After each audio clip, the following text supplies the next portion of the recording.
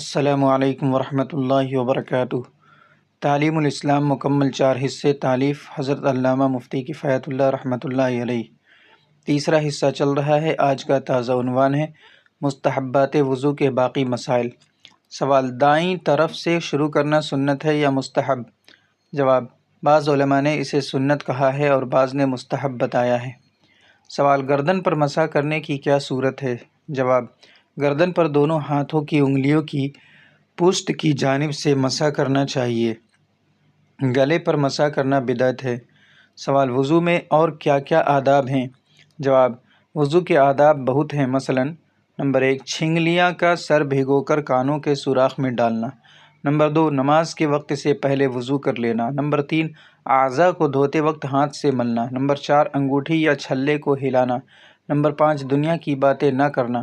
Number 6 زور سے پانی منہ پر نہ مارنا۔ نمبر 7 زیادہ پانی نہ بہانا۔ نمبر 8 ہر عضو کو دھوتے وقت بسم اللہ پڑھنا۔ نمبر 9 وضو کے بعد درود شریف پڑھنا۔ نمبر 10 وضو کے بعد کلمہ شہادت اور یہ دعا پڑھنا: اللہم اجعلنی من التوابین واجعلنی من المتطہرین۔